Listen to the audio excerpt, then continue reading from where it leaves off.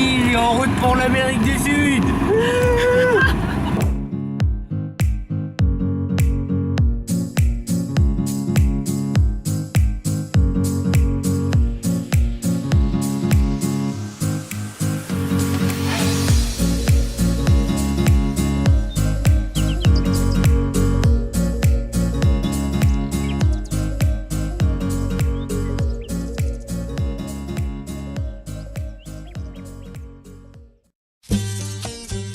Bonjour. La semaine dernière, je vous avais annoncé que nous entrions dans la dernière ligne droite avant l'équateur. Mais ce n'était qu'une expression.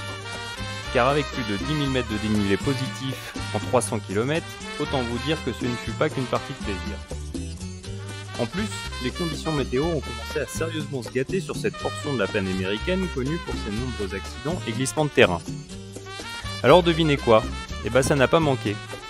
2 jours avant de quitter Popayan, nous apprenons que la montagne s'est effondrée à quelques dizaines de kilomètres de là, bouchant ainsi le tunnel de la Liana. Et de fait, la circulation. Quelques jours plus tard, un autre cycliste circulant sur la même route que nous envoie la vidéo prise avec son téléphone d'un effondrement de terrain.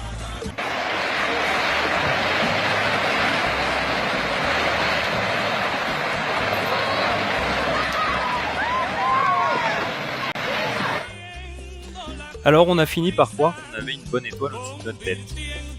Car on a quand même réussi à passer au travers des mailles du filet. En fait non, on en est même sûr d'avoir cette bonne étoile au-dessus de notre tête. Car le soir même, le responsable d'un hôtel nous annonce purement et simplement que les chambres de son établissement risquent d'être trop chères pour notre budget. Et qu'en conséquence, il nous invite à camper au bord de la piscine, à l'abri de la pluie. Aujourd'hui, nous avons atterri dans un spot de bivouac peu conventionnel. Voilà, à savoir les abords d'une piscine d'hôtel.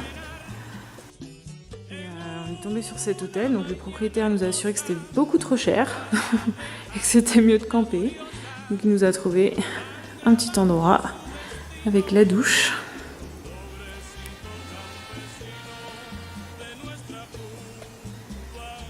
Et la toile de tente. Voilà, on est bien installé. Alors, bien sûr, on n'avait pas de provisions, donc là, le gars est parti faire des courses pour nous. Voilà, on lui a fait la petite liste et puis il va nous ramener à manger pour ce soir parce qu'on a un ananas et 6 citrons verts. Bon, c'est déjà pas mal, mais après la journée qu'on a eue, c'était un peu juste. C'est surtout que tu voulais une bière. Ouais, ah, mais ça, on lui en a même pas demandé. Voilà, bon, on ne devrait être pas trop mal puisque c'est abrité. Donc c'est parfait pour ce soir. Vous voyez, on ne vous a pas menti sur l'accueil des Colombiens. Alors même si parfois les journées sont difficiles physiquement, on est heureux d'être ici, surtout lorsqu'on évolue dans de tels paysages. L'arrivée à San Juan de Pasto n'est pas ce qu'il y a de plus intéressant. Malgré cela, nous restons quelques jours à la Casa de Ciclistas, car c'est un lieu stratégique où nous croisons beaucoup de cyclistes qui montent du sud. Et nous pouvons alors échanger tout un tas d'informations.